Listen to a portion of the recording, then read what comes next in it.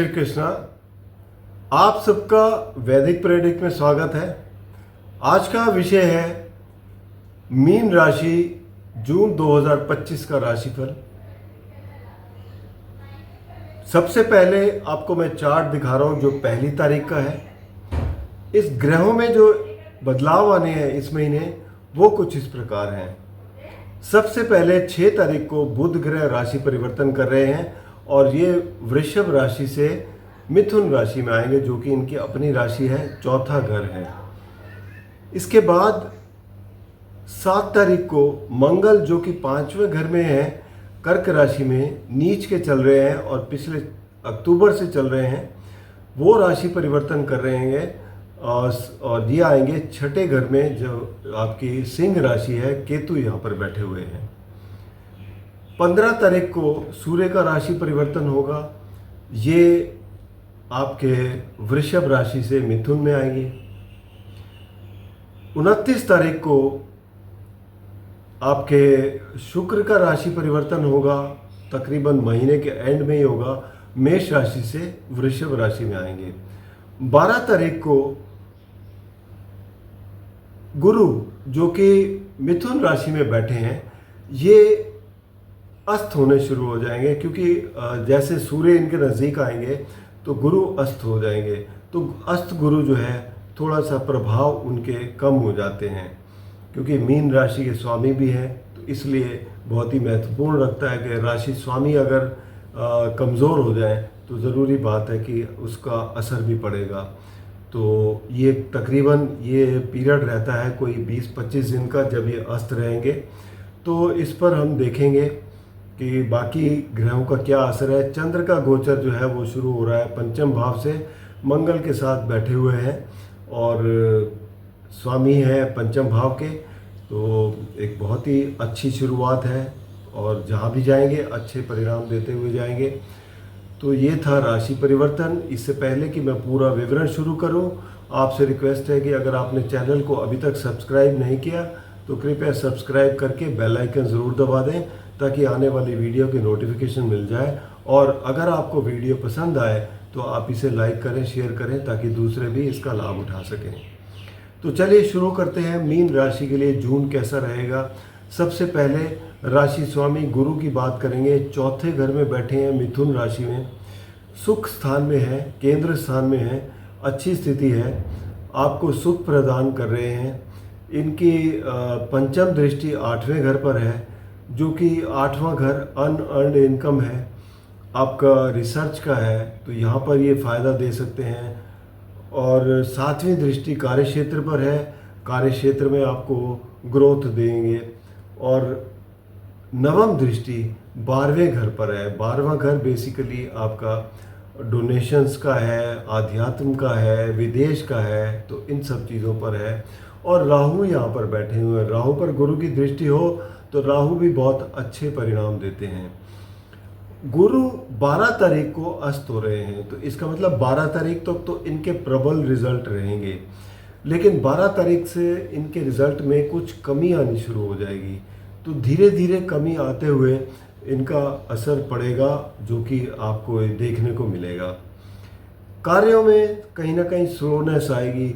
वैसे भी देखा जाए तो शनि देव आपके बैठे हुए हैं आपकी राशि पर, और शनि देव जब पहले घर में बैठे होते हैं तो पहला घर क्योंकि आपकी फिज़िकल फिटनेस भी है, फिज़िकल अपीयरेंस भी है, और शनि देव स्लो प्लैनेट हैं, तो यहाँ पर आपको ये थोड़ा धीमा लेजीनेस भी लाते हैं, आपके कार्य थोड़ा धीमा हो जाएंगे। तो इस तरीके, और ऊपर से गुरु अस्त हो जाए तो ज़रूरी बात है कि कामों में थोड़ी स्लोनेस रहेगी। आपके अंदर खुद भी देखेंगे लेजीनेस आ रही है। तो इससे निपटने के लिए आपको पहले से ही होशियार होना पड़ेगा, आपको कुछ एक्टिव होना पड़ेगा, कुछ ज़्यादा एफर्ट करने पड़ेंगे, तभी आप कुछ ऐसे काम कर पाएंगे। दूसरा, अब दूसरे घर की बात करें धन भाव की, तो धन भाव के स्वामी हैं मंगल, और मंगल बैठे हुए हैं पंचम भाव में। एक बहुत अच्छा त्रिकोण स्थान है, तो यहाँ पर धन का लाभ तो देते हैं, लेकिन क्योंकि विवेक का भी है इस वजह से मानसिक तनाव दे सकते हैं। मानसिक तनाव से बचने के लिए आपको ओम का उच्चारण करके मेडिटेट करना चाहिए। बाकी धन भाव में शुक्र भी बैठे हैं और शुक्र भी धन में वृद्धि करते हैं, क्योंकि शुक्र जो है देखा जाए तो अष्टम भाव के स्वामी हैं, तीसरे घर के स्वामी हैं। अष्टम भाव अनअर्न्ड इनकम है, एंसेस्ट्रल इनकम है, आपका ऑकल्ट है, एस्ट्रोलॉजर्स हैं, उनके लिए इनकम बढ़ती हुई दिखाई देगी।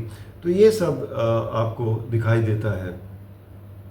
वाणी आपकी बहुत अच्छी होगी, क्योंकि शुक्र अगर दूसरे घर में बैठे हों तो बहुत मीठा बोलेंगे आप, ये बहुत अच्छी स्थिति बनेगी। तीसरे घर की बात करें, तीसरे घर के स्वामी शुक्र हैं जो दूसरे घर में बैठे हुए हैं अपने से 12वें में। तो तीसरा घर पराक्रम का स्थान है। पराक्रम स्थान में वैसे तो देखा जाए अगर 12वें घर में बैठे हो तो थोड़ा पराक्रम में कमी आती है, लेकिन उस कमी को पूरा कर रहे हैं सूर्य और बुध। सूर्य क्योंकि यहाँ पर बैठे हुए हैं और ये आपको काफ़ी एनर्जी दे रहे हैं, आपको कार्य करने में आपकी काफ़ी बड़ी मदद कर रहे हैं। तो ये स्थिति आपके लिए काफ़ी अच्छी है। 15 तारीख तक यहाँ रहेंगे, उसके बाद ये चले जाएंगे चौथे घर में। बुध ग्रह भी 6 तारीख को राशि परिवर्तन करके चौथे घर में चले जाएंगे। बाकी चौथे घर की बात करें, मिथुन राशि है, यहाँ पर गुरु बैठे हुए हैं। सुख में गुरु बहुत ही अच्छे रहते हैं। बुध ग्रह भी ज्वाइन करेंगे आपके 6 तारीख को और 15 तारीख को सूर्य भी यहाँ आ जाएंगे। तो गुरु हालांकि अस्त हो जाएंगे, लेकिन सूर्य और बुध की यहाँ पर युति आपको अच्छे लाभ देते हुए नज़र आएगी। खासकर आपके जो बच्चे स्कूल में पढ़ते हैं वो अच्छा कर पाएंगे और समाज में आपकी प्रतिष्ठा होगी, आपका एक मान सम्मान बढ़ेगा, कोई पोजीशन भी मिल सकती है।